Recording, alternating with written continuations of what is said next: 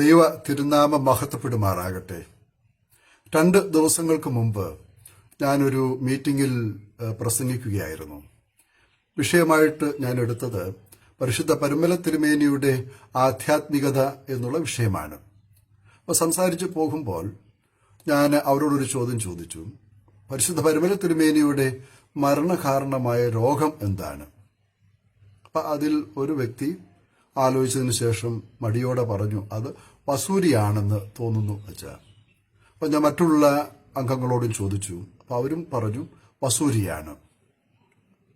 പരുമല തിരുമേനി വസൂരി വന്നല്ല മരിച്ചത് എന്നുള്ളത് അദ്ദേഹവുമായി ബന്ധപ്പെട്ട പുസ്തകങ്ങളിലും രേഖകളിലും വ്യക്തമായി കാണുന്നത് കൊണ്ട് ഈ തെറ്റിദ്ധാരണ അനേകരിൽ പടർന്നിട്ടുള്ളതുകൊണ്ടും അത് തിരുത്തണം എന്ന ആഗ്രഹം കൊണ്ടാണ് ഈ വീഡിയോ ചെയ്യുന്നത്.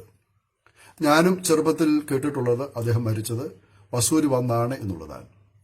മറ്റൊരു വീഡിയോയിൽ ഞാൻ പറഞ്ഞിട്ടുള്ളതുപോലെ അദ്ദേഹത്തിന് വസൂരി വന്നിട്ടുണ്ട്.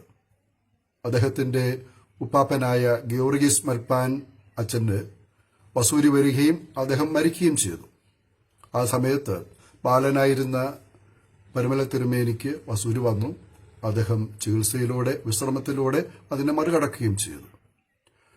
എന്നാൽ അദ്ദേഹം മരിക്കുവാൻ കാരണമായ അല്ലെങ്കിൽ അദ്ദേഹത്തിന്റെ ജീവിതത്തെ അലട്ടിയിരുന്ന രോഗം അത് വസൂരിയല്ല, മറിച്ച് അർശസാണ്, വയറ്റിലെ ചില പ്രശ്നങ്ങളാണ്.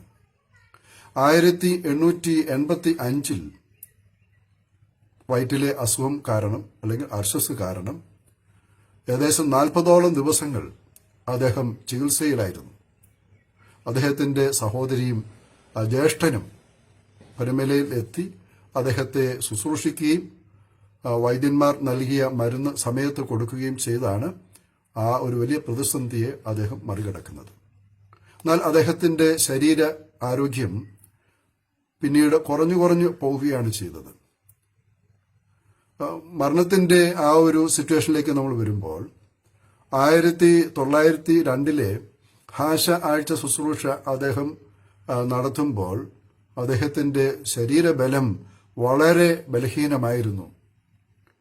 പലപ്പോഴും ധൂമിക്കുമ്പോൾ അദ്ദേഹത്തിന്റെ ശരീരത്തിന്റെ ക്ഷീണം കണ്ട് അദ്ദേഹം അവിടെ വീണ് മരിക്കുമോ എന്ന് ആളുകൾക്ക് തോന്നുകയും അനേകം ആളുകൾ അദ്ദേഹത്തിന്റെ ആ അവസ്ഥയിൽ വാവിട്ട് കരയുകയും ചെയ്തു എന്നും നമ്മൾ വായിക്കുന്നുണ്ട്.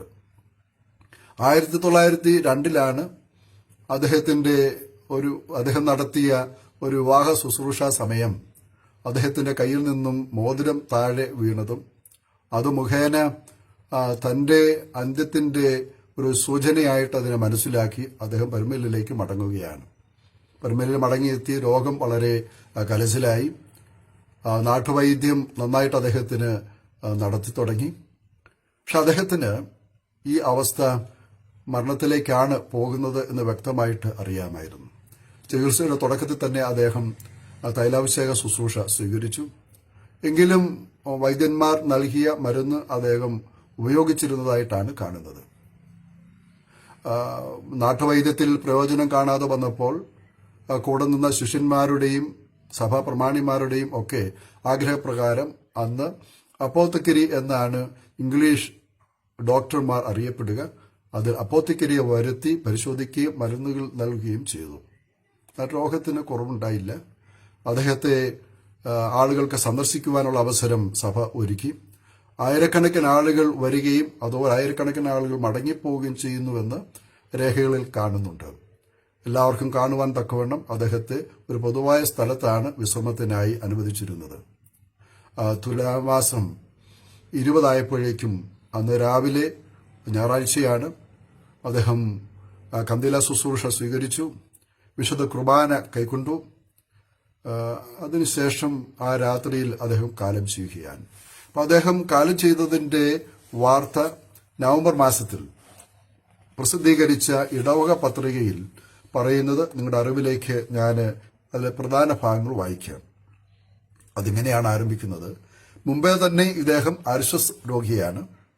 സഭയാൽ വ്യവസ്ഥപ്പെടുത്തിയിട്ടുള്ള എല്ലാ ഉപവാസങ്ങളും ഓരോ സംഗതി പ്രമാണിച്ച് വിശേഷാൽ ഉപവാസങ്ങളും നിർവിഘ്നം അനുഷ്ഠിച്ചുകൊണ്ടിരുന്ന ആളായിരുന്നതിനാൽ കായബലം പണ്ട് തന്നെ ഇല്ലായിരുന്നു. ആ സ്ഥിതിക്ക് അർശസിന്റെ ഉപദ്രവം നാൾക്കുനാൾ വർദ്ധിച്ചു കൊണ്ടിരുന്നു. പോയ കന്യമാസാധ്യം ഉണ്ടായ സാമാന്യമല്ലാത്ത ഈ വക ഉപദ്രവത്തിന്റെ ശമനത്തിനു വേണ്ടി പ്രത്യേക ഔഷധം സേവിച്ച് വയറിളക്കിയതിന് ശേഷം കഠിനമായ ചില സംഭ്രമങ്ങളും വേദനകളും ആരംഭിച്ചത് നിർത്താൻ വേണ്ടി ചില താൽക്കാല ഔഷധങ്ങൾ സേവിച്ചതിനാൽ യാതൊരു പ്രയോജനവും കാണാക്കിയാൽ അപ്പോത്തക്കരിയെ വരുത്തി മുറയ്ക്ക് തന്നെ ചികിത്സ നടത്തി. എന്നാൽ രോഗം നാൾക്കുനാൾ വർദ്ധിച്ചുകൊണ്ട് ഇരുന്നു എന്നുള്ളതാണ്. അപ്പൊ ഇതായിരുന്നു അദ്ദേഹത്തിന്റെ രോഗം സംബന്ധിച്ച അവസാന കാലത്തെ അവസ്ഥ. ഈ ഒരു തെറ്റിദ്ധാരണ മാറ്റുവാൻ ഈ വീഡിയോ പ്രയോജനപ്പെടും എന്ന് എനിക്ക് തോന്നുന്നു. അതുകൊണ്ട് വരും ദിവസങ്ങളിൽ അദ്ദേഹത്തിന്റെ അവസാന നാളുകളിലെ ചില പ്രത്യേകതകൾ വിവരിക്കുന്ന വീഡിയോസ് നൽകാം എന്ന് വിശ്വസിക്കുന്നു. ദൈവം നമ്മളെ അനുഗ്രഹിക്കട്ടെ. പരിമല തിരുമേനിയുടെ മധ്യസ്ഥത നമ്മളേവർക്കും അനുഗ്രഹമായി തീരട്ടെ.